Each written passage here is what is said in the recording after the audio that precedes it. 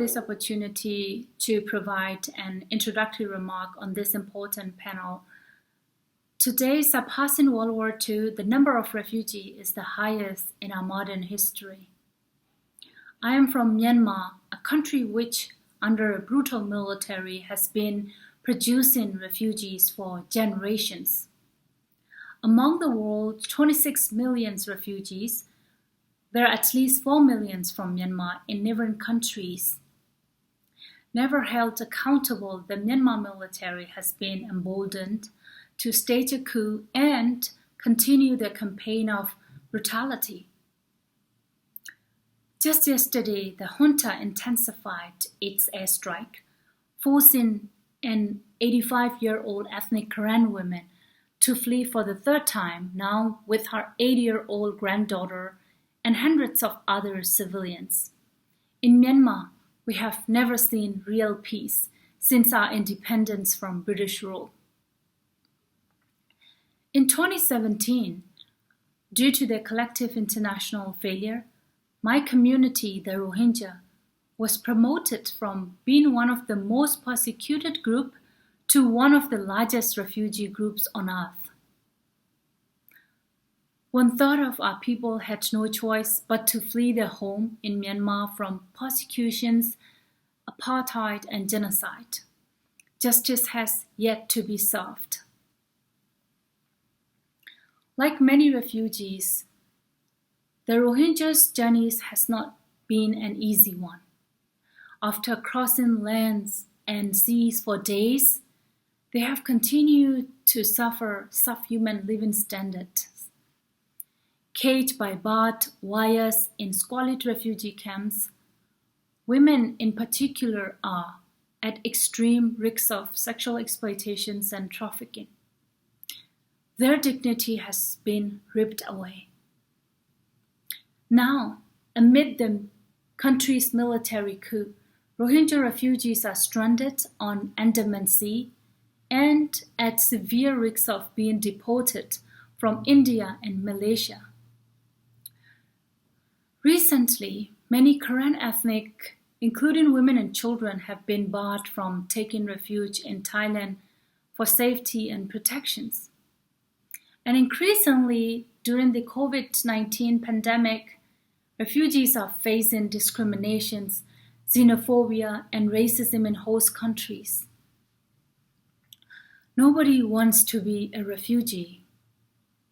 We must remember that refugees are also human beings with feelings, dreams, knowledge, and abilities. If their rights are respected and protected, they can thrive and become strength of our society. 3 years ago, I met a 15-year-old girl, Minara, who was forced to flee from home and school in Myanmar. Now, she's teaching children in Cox's Bazar refugee camps. Minara reminds me of my 7 devastating years without school in Myanmar's prison. It is our responsibility that our future generations, including Minara, have access to protections, educations, employment opportunity, and can pursue their dreams. It is our responsibility to ensure that justice is served for all refugees. We must hold perpetrators accountable for their crimes, including sexual violence and genocide. If we fail to end all impunities, the cycles of violence and refugee exodus will continue. We must do everything to address the root causes of our global refugee crisis. If Minara can take actions as a refugee, you all can do a lot more with your power, privilege, and leadership.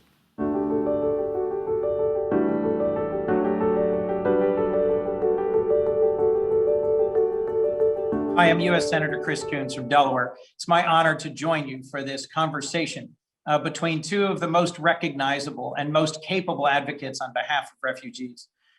First, we're joined by Angelina Jolie, who is not just a talented and widely recognized actress and director, but also has served for many years as Special Envoy to the UN High Commissioner for Refugees.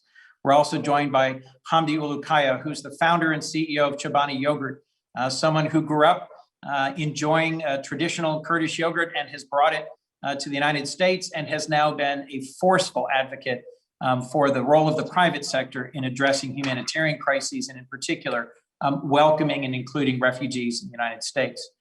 Thank you both for being a part of this conversation today. Thank you for having us. Let me also thank Cindy McCain, the McCain Institute, and everyone who helps make the Sedona Forum happen year in and year out. All three of us knew and were inspired by Senator John McCain. It was my honor and joy to know him here in the Senate, to travel with him, and we hope to continue this conversation today in his spirit of leadership. If I might, Angelina, would you say that the situation for refugees globally has changed for the better or the worse in the 20 years that you've been connected with the UN High Commissioner for Refugees and have served as a special envoy? Sadly, it's worse. It's much worse. If you just look at the numbers, we have doubled in the last decade, and are most likely going to double, if not sadly much more than that, especially if we don't address the climate crisis in the decade to come. It's not just that the numbers are growing, it's that it seems that our inability to address the root causes, our inability to meet the needs of the people during displacement and work with them to then not just survive this displacement, but to use this on average 18 years of displacement and then return to their countries and help stabilize and rebuild their countries. So I think we're failing in many ways, and I don't think there's one crisis that's more than, or one appeal that's more than 10% funded. We have situations that are 2% funded.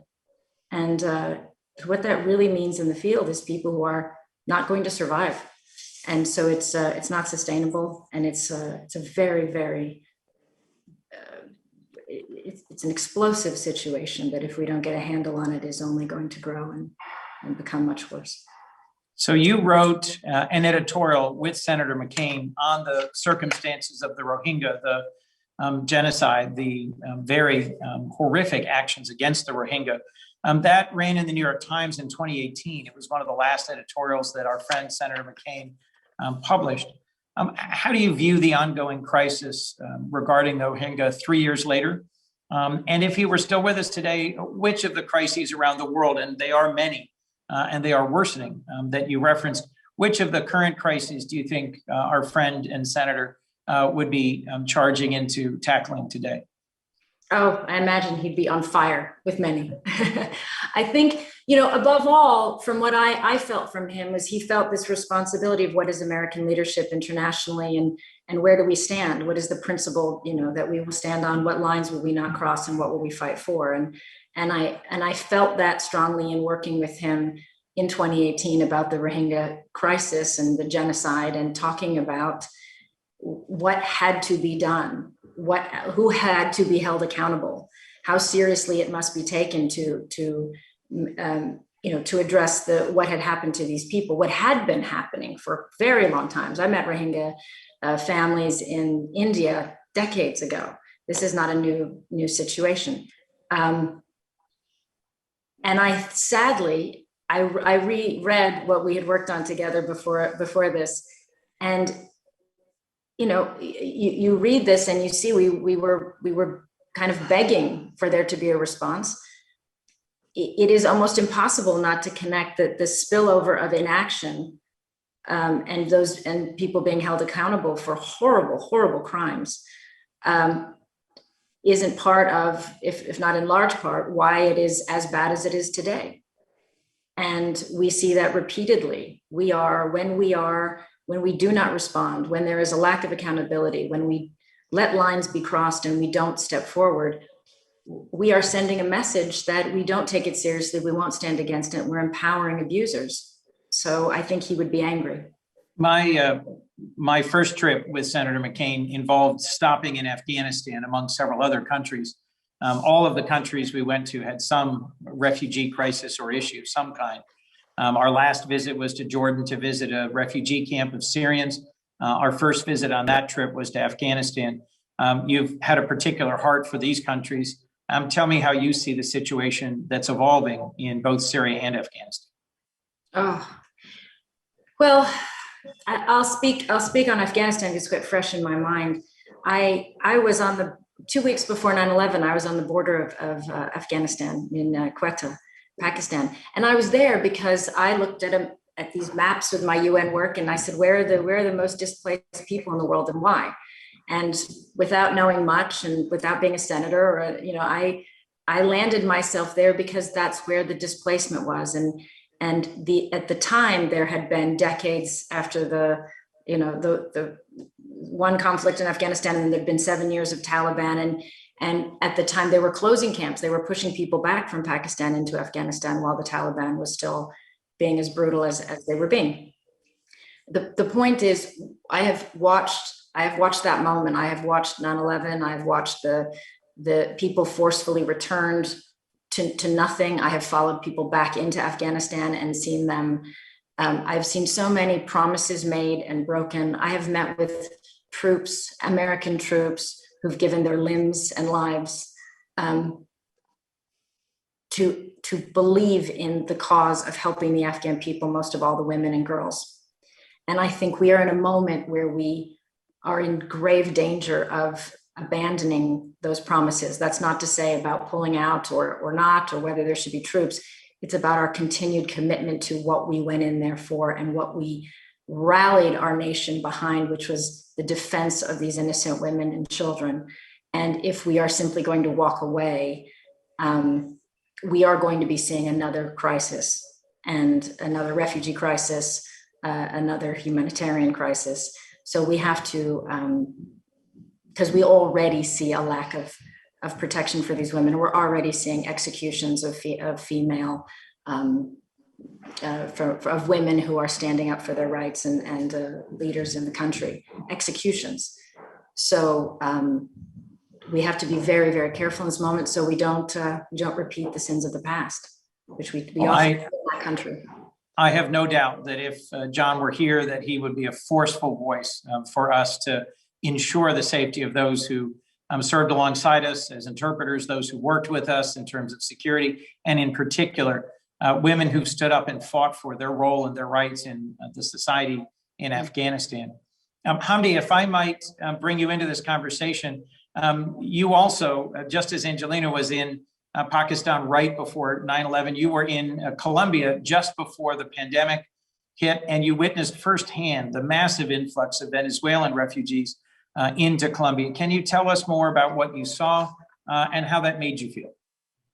Sure. It's, Senator Coons, it's great to be with you and Angelina. Before I start on Colombia, my journey getting involved with the topic of refugees, the biggest humanitarian crisis, has been recent, like 2016, 2015. All along, this issue has been around for a long, long time.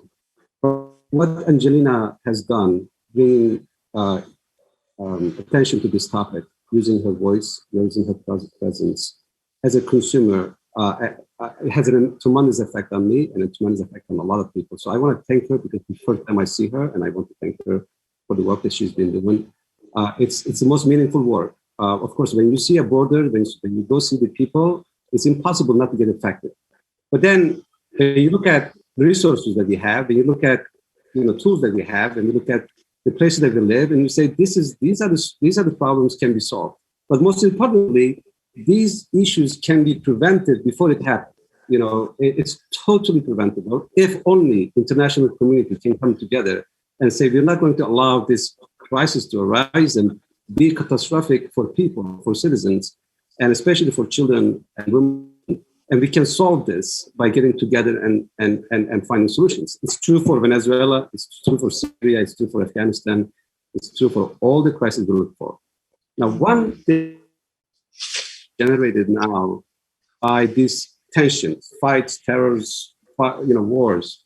But what we should be prepared for is there will be refugees going forward because of climate crisis that we're facing, because of a drought that we will be facing. So we will be facing this crisis no matter what. Some of it, we can be prevented. Some of it, we just have to respond to it the most humane way. Coming back to Colombia, similar to what I saw in Turkey, similar to what I saw in Lesbos in Greece or Jordan or Lebanon, it is people moving, running away from danger, trying to find a safety for themselves and their families, and trying to make a new life. And it's clear everywhere.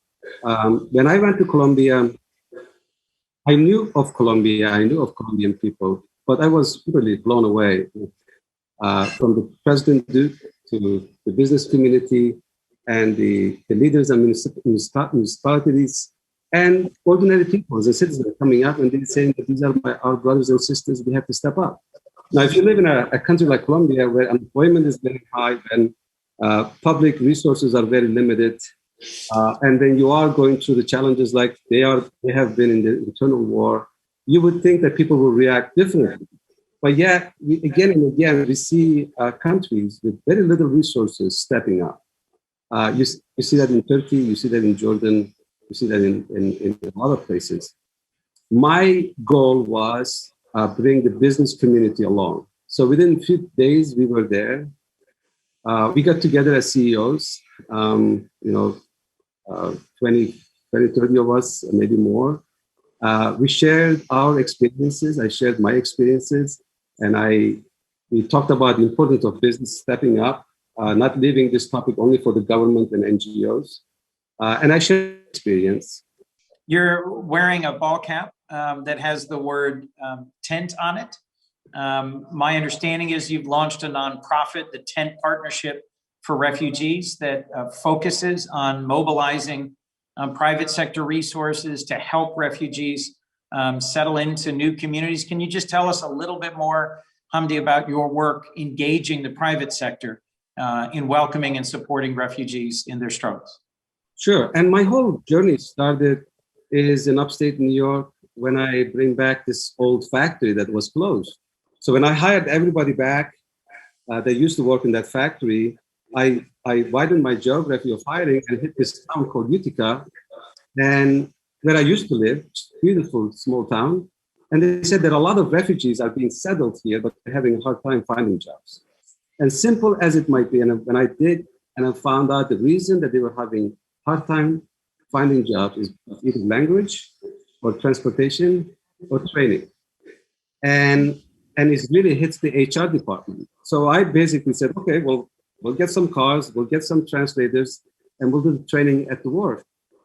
In a few years, in this very rural community in upstate New York, where the only immigrants they had seen before was Frank, who's from Sicily, who has a pizza shop in that town, and I was the second one. So they had never seen people from, Nepal or Syria or South America. What I saw in a few years, Senator, is, people from 19 different languages, 19 different countries, 16 different languages. We get together and became family, and shoulder to shoulder, we make yogurt and we build life. And when I saw that, I realized that you don't stop being refugee when you move to a safety place. You don't stop being refugees when you come to the US or to Europe or any other place. You stop being refugee the minute you get the job. And that's the minute you stand on your feet. That's the minute you contribute to the family. That's the minute you start to be part of society. And then I watch how their children went to these schools, how they become member of society and community, how they contributed to my company, Chobani, and to everyone around it. And I thought, not only is the obligation of business to get involved, but it's really good for business to get involved, because I just saw what kind of energy and engine I got my own business. So I started Tent. I went to Geneva and a couple of other places, and we started with 4 companies, UPS, Airbnb, MasterCard, and Johnson & Johnson. Today we have about 140 multinational large companies all around the world committed to hire refugees, train refugees. During the pandemic, we did an announcement, companies supporting LGBT communities, women in Europe. And in Colombia, we created this coalition of 25 companies coming up, making commitment of hiring refugees from Venezuela. And that, I like to believe that the business community affected President's decision. I'm going to allow our brothers and sisters from Venezuela to legally to work, have an access to public, schools and hospitals, that kind of services. And that, to me, is the most beautiful news. Nothing so good about this whole thing, but seeing a leadership rising and answering, and businesses stepping up, is the beginning of solving probably this issue in Colombia and globally. So as TENT, we try to create coalition wherever we go, and we try to work with policymakers to make it easier for companies to hire and train refugees. And hopefully with this effort, because businesses and brands have some powerful voices, can impact the brand refugee in society and think refugees what they deserve to be taught with, which is, this amazing human spirit, this fight for better days, this trouble that they've gone through, but yet looking for better opportunities for their children and for their families.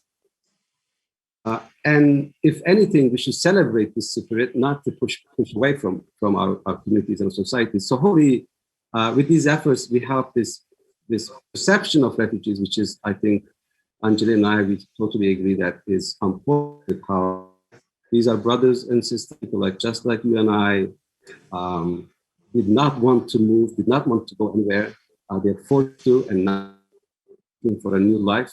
If anything, with our arms and our homes and our communities, let them to be part of it, and not only be part of it, move us forward and make us better in every front, which a lot of studies shows that it is the case. So that's the work I do. Hopefully, continue to do so. Let me ask two more questions, if I might, of both of you. Hamdi, Angelina, you've both mentioned climate change and the ways in which the coming climate chaos is going to further exacerbate the already out of control challenges we have with internally displaced peoples, with international refugees around the world. How do you see climate having an impact on refugees? And how do you see your role as a leader among CEOs, a leader among celebrities, in using your voice and your responsibility to help us focus on climate and the ways in which climate change will exacerbate refugees as a challenge for our world? Well, I think there's a lot of discussions of climate change and what will it be? When will we see that? We already know certain things are being damaged, right? We can see this melting or this happening. One of the most devastating examples of how climate change is already wreaking havoc, affecting and changing our world, and leading to a world in a way we have never ever seen this kind of the human suffering and the lack of resources, the pain, is that there are more people displaced from climate than almost anything else. Because even when you think of Darfur is lack of water. There are so many conflicts where it is the fight over the resources. It is the desperation grown from the desert expanding, from the lack of water, from the natural habitat of the tribal peoples being completely erased. That is why many of these conflicts are happening. It's why there is no sudden, easy return home or solution when there's a kind of agreement signed. You can't, there are islands that are sinking. There are places where people live that no longer will exist. And there need to be new laws to protect those peoples, to understand that that's a different kind of refugee crisis. And it is, and we are already seeing it. It is what you're seeing. It's why the numbers are growing so rapidly. That and our lack of diplomatic solutions and political solutions to conflicts. But climate change is already displacing people. So I think to really sit with that and understand that these numbers are going to be multiplying quickly, and how that's going to affect every country and how that's going to affect the entire world and all of our relationships and our foreign policies, is to just take a very different look at this reality, and have to find different solutions. Hamdi, how do you see climate change interacting with our need for policies and approaches that'll deal with this steady increase in the number of displaced persons around the world? I totally agree with Angelina. It's already here. Underlying, reason of a lot of conflicts is really limited resources, already creating conflict. And what pandemic showed us, Senator Coons, is there are global challenges that we're facing that is cannot be, none of us are immune from it. None of us can be run away from it. And virus is one of them, and this global, warming is challenged for all of us, even wherever we are in this country, Europe, or wherever we are. And in some areas, the intensity is a lot higher because the resources are a lot lower. So anything that we can do as an international community come together, and the business community commit, and the consumer community watch and keep us in order. This is, I don't think we have a minute to waste. I don't think we have an hour to waste when it comes to this massive challenge. Everything else, social issues, income inequality, refugee crisis that we're facing, you will see that every single one of them is leading into this this major crisis. I really do believe that if we are thinking of our children, wherever they are, and leave them a world that is as at least is better than what we found, it's not worse than found, is we must together. And I know there's a lot of value on what business community do, consumers' power is, but I cannot emphasize enough on policy making to come and meet and above and beyond politics and come up with solutions, because policies really is going to help. And international community is massively needed.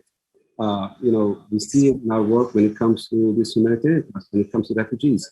So I am really encouraged on the consumer and the people front, especially among youngs. I'm really encouraged on this ESG topics becoming a really top topic on the business community when it comes to investments. But we are just in the beginning of this, and we have no time to waste. Well, this has been a great conversation. I really have enjoyed hearing from both of you. Let me ask you a closing question, if I might. For those who are joining this McCain Institute Sedona Forum virtually, what's your call to action? What would you have them take away from this conversation about the current refugee crisis and about what we can and should be doing together? Hamdi, I'll ask you to start. Well, I'm going to say what I know the best. And I tell all my CEO colleagues and the business community, I say, hire refugees. You will never regret them. You will never regret that move. And Tent is here to help, is any form of shape that you need to give you information on how. But what I can tell is the minute you get involved with this humanitarian topic, the rewards you get, not only as a responsibility that you must do, but what it brings to your business is something that you cannot put price tag on. And that's what I tell all my CEO friends and business community. And I'm blown away with the response that I'm getting. The second part I will say is, even if we can't hire because we are distant from the community of refugees, we can encourage our supply chains to look into this. And we can help the humanitarian organizations to reach out to children and women wherever they are in the camps and cities, and tell them that as a humanity, we are next to you. And that work is extremely impactful and extremely powerful. And I find that work to be extremely effective business and culture and performance of the business. So that would be my ask. It is a work of love and is embedded in this country's every corner, is embedded in our families, And this is a family of humanity. And I believe that it's not disconnected from the business. Thank you, Hamdi. Angelina, how would you call to action the folks who are joining us virtually today? I would say that we have to look at where we're failing, and we have to understand where, as somebody who's worked at the UN for 20 years and continues to work with the UN and believes in what we do in the field, we're failing. And a lot of this is to do with the Security Council members, one of which is us, the Americans. We have to really take a good hard look at what we're allowing to happen. We cannot be selective about who we defend and whose abuses we ignore, whether it's in our business interests or whatever excuse we give ourselves. We have to define who we are going to be. And the way Hamdi explains in the most beautiful way the value of refugees, how can we not see that? How are we all still questioning whether or not people are truly equal, add true value? And those who survived wars, they're not only equal to us, they are beyond us. They have survived more than we can ever imagine and could ever shoulder. And they deserve us to invest in them, work with them, truly want to see them thrive. And we have to think about working from like the ground up within the UN with them, supporting them locally, not top down and not controlling, and be very careful about our behavior internationally and make sure we're doing the right thing. And we mean what we say when we say we believe in equality, and we have to stand up. Thank you both. We have a lot of work to do. This is in many ways the worst time for refugees in our living experience. And I am confident that the United States, a nation that in many ways, in critical parts in its history, has welcomed immigrants and particularly refugees. I'm confident that we are at our best when we are at our most welcoming. And I look forward to working with both of you and with all the participants in the Sedona Forum to ensure that we change America's refugee policy, that we fund the requests at the United Nations and elsewhere, and that we show the best of America's values and the best of the legacy of Senator McCain, who fought tirelessly for the rights of refugees around the world. Thank you all very much for joining us today. Thank you so much, Senator.